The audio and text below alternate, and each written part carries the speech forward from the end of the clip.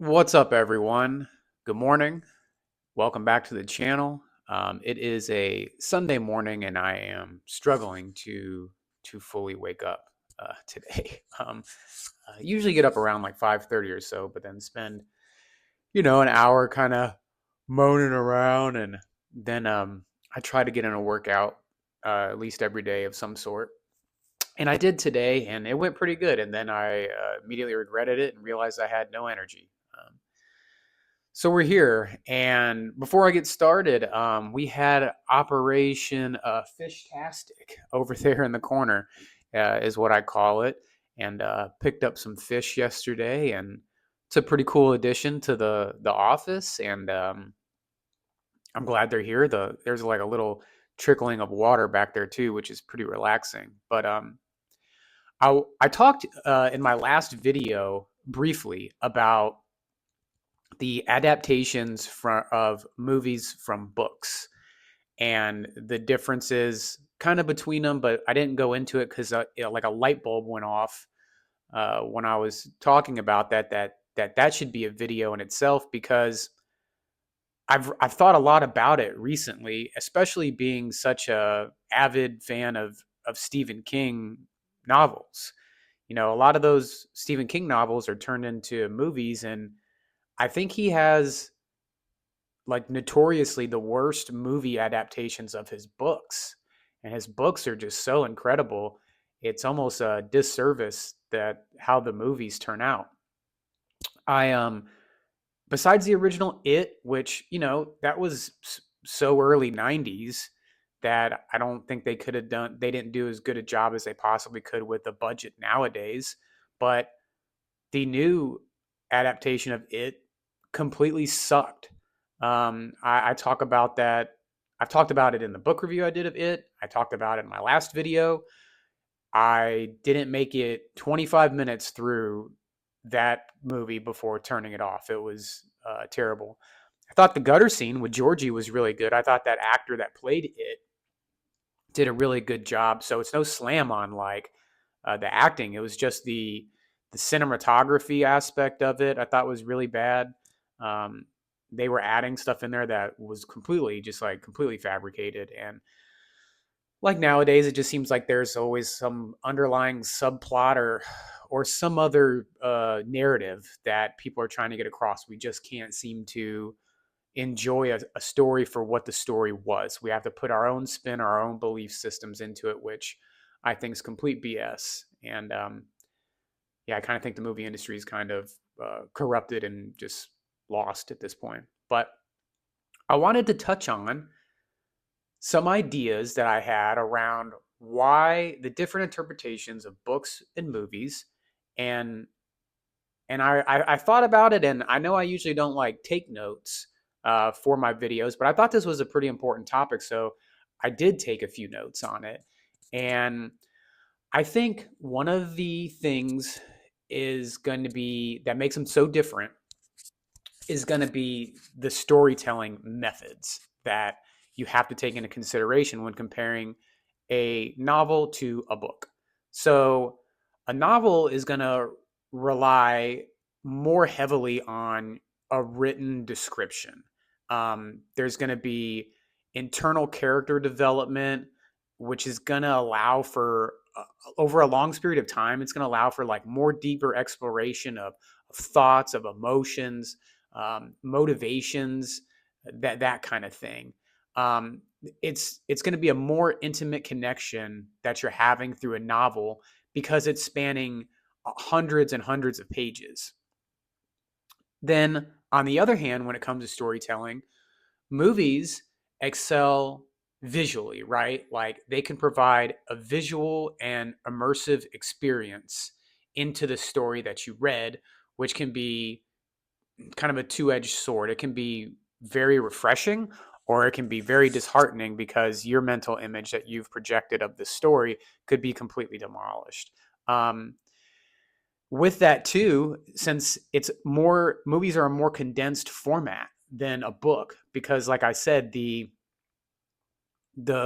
books are taking hundreds of pages to develop scenes, characters, and subplots. And in movies, you might not get that. Some characters might be left out. Like in Dune, Professor Kynes makes a very brief appearance in the movie of about maybe a 10-minute role, and in the book was a major character, and a major subplot in the book came from Professor Kynes, and that character was nowhere to be found, or that subplot has not even been talked about in the movie at all. So movies are a more condensed format. Then I thought, you know, there's a certain level of detail that's different in both of them. So and I guess the overlying theme before I go into like the level of detail is the overall theme is books are spanning hundreds of pages and movies are more condensed formats. So with a level of detail, they can offer more extent books can offer a more extensive look into characters, events, settings, once again going over hundreds of pages. They can go more in depth, giving you more backstory into events, places, characters. All of those have their own backstory. Stephen King's notorious for going on like whole chapter tangents on backstories over like where the bricks came from that a school in Derry was built out of. You know, I'm reading 11/22/63 right now, and that's a Stephen King novel. If you weren't aware, that deals with some time travel back to the 60s, and I'm about halfway through it, and it's it's literally been an entire chapter of just what the character is kind of doing in between these two goals back in the past, and it's just it's fun. It's great. I'm loving it. It's a really cool period piece, but it's just building that depth, that detail into the character, the detail into the setting, the detail into the subplots and everything's like that.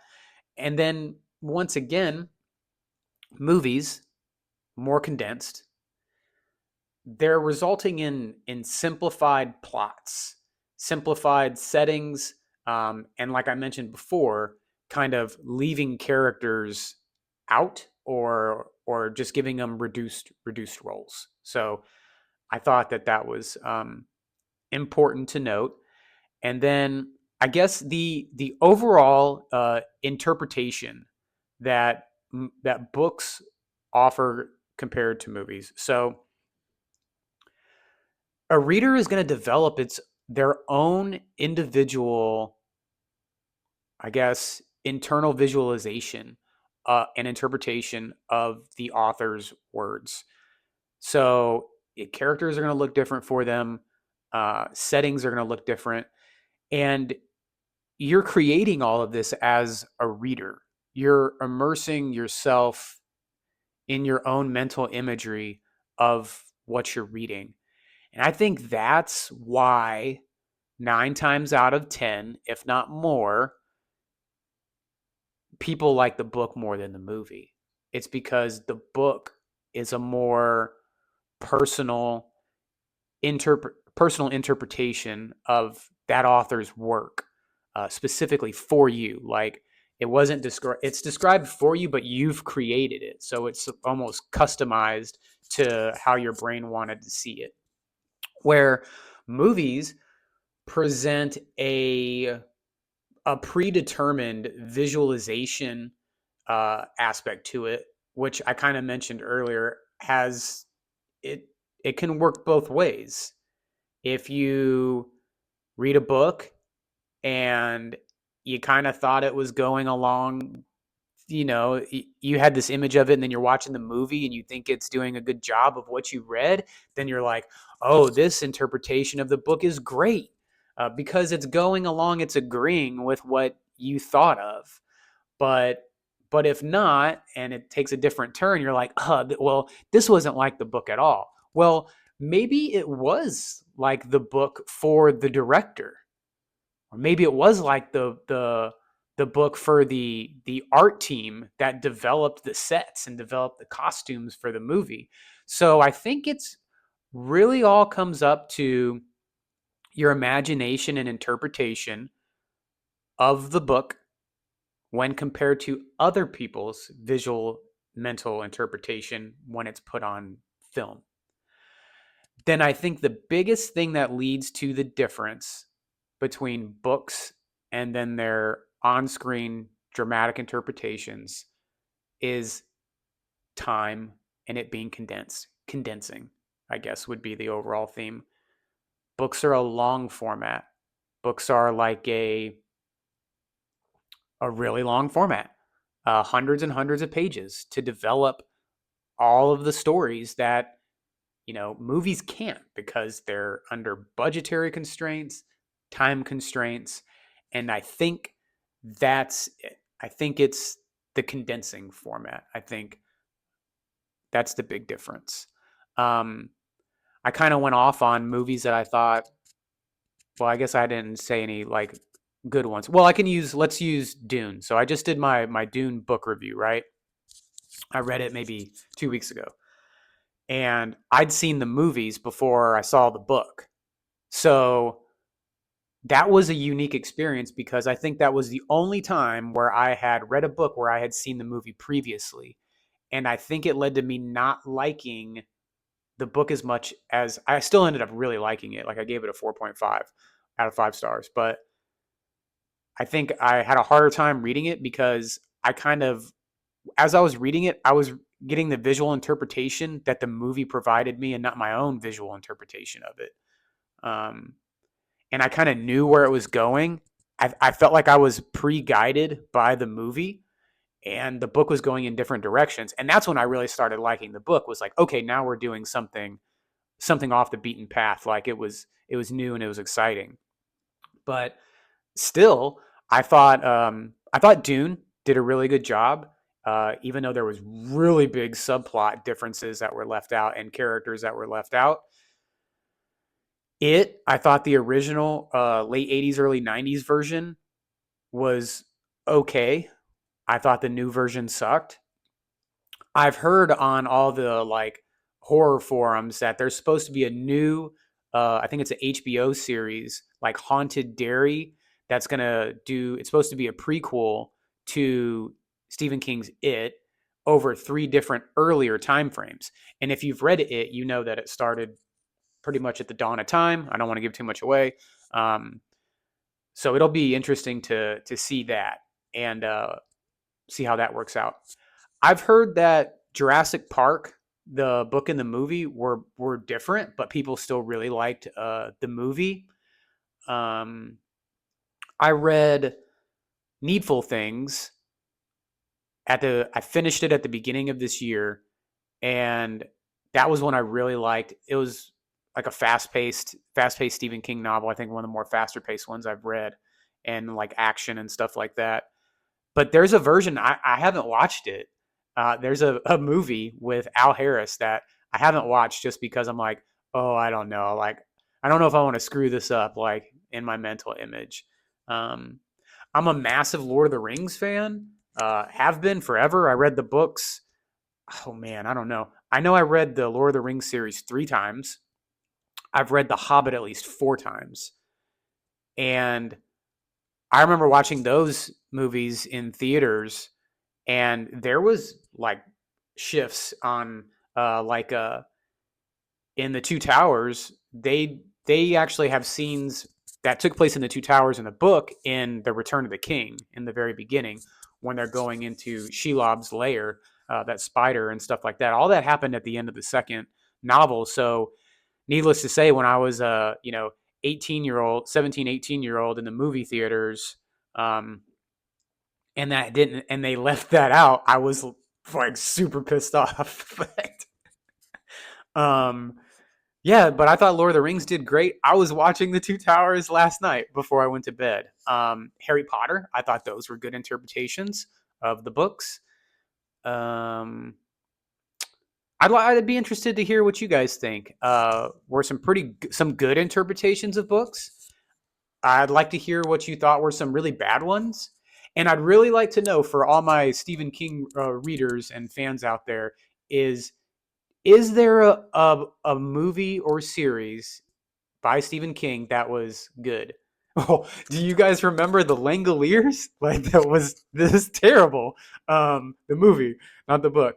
Um, I've heard there's the series The Outsiders based off the book, and I think that's an HBO one, and it looks pretty good. I haven't watched it because I want to read the book first, but I don't want to go off on a tangent on this whole thing.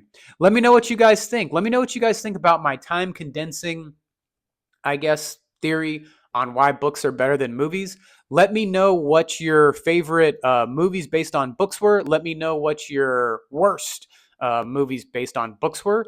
And let me know if you ever liked a movie more than you liked the book. Because I'm willing to bet that none of you liked the movie more than the book. And I think it's exactly what I'm saying. It's the overall the time that you're putting into it and creating your own personalized experience, and movies are condensing it down and can't do that because of time constraints. So that's it. There's my Sunday morning tangent. I feel a lot more awake now that I kind of got going on that, because it's been something I've been pondering for a while. So hey, as always, thanks for stopping by. Keep reading. Let me know what you think. Give me a like. Give me a subscribe. Have a great day.